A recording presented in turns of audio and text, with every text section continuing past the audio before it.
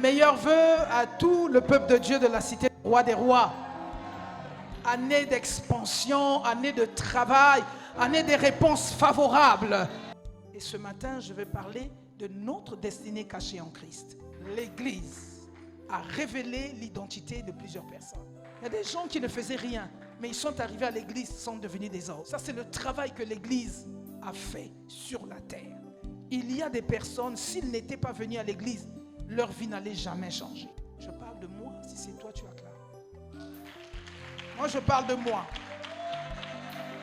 Si je n'étais pas venu à l'église, véritable nature et ma véritable identité n'allaient jamais se faire connaître. Mais l'église est venue anoblir ma destinée. Parce que l'église, c'est mon biotope. Oh, je voudrais dire à quelqu'un, et quand vous entendez le Seigneur dire qu'il est le chemin, on ne réalise pas que réellement, il a ouvert, il est le chemin de plusieurs personnes. Il dit qu'il est le chemin, la vérité et la vie. En réalité, dans ce chemin, il y a la vérité de Christ. Un chemin sur lequel il y a plusieurs vies qui seront éclairées. En réalité, il est le chemin et la vérité. Donc c'est lui qui montre et c'est lui qui révèle l'identité de la vérité.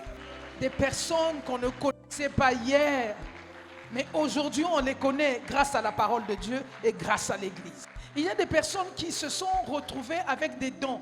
Ils se sont réalisés dans l'église, ils se sont rendus compte que mais c'est possible que je devienne quelqu'un par la parole de Dieu. Mais tout ça c'est l'église parce que le monde ne nous offrait pas cette possibilité. Parce que c'était limité à certaines catégories de personnes. Mais à l'église, chacun vient et chacun se réalise. Il n'y a aucun blocage. Il n'y a rien qui peut vous empêcher de devenir des personnes. Être comme des Abraham. Abraham aussi s'est révélé en Christ. Non, je pense que je dis quelque chose à quelqu'un. Il était assis dans la maison de son père, il ne faisait rien. Il n'y avait rien de bon dans sa vie. Rien de bon dans sa vie, il était assis. Mais le jour qu'il a rencontré Christ, la révélation s'est manifestée. Il a compris qu'il pouvait être utile même sans enfant. Je dis que même sans enfant, sans emploi, tu peux être utile. Oh, je dis quelque chose. Sans emploi. Je dis sans emploi. Je dis à quelqu'un que tu es la nature de Christ. Tu es la nature de Christ. Tu n'as pas besoin d'être directeur général pour faire quelque chose. Mais tu as besoin de te révéler en Christ pour faire partie des personnes qui comptent. Tu es devenu pasteur et tu as la capacité de parler devant une foule de personnes. Dans la société qui pouvait te regarder.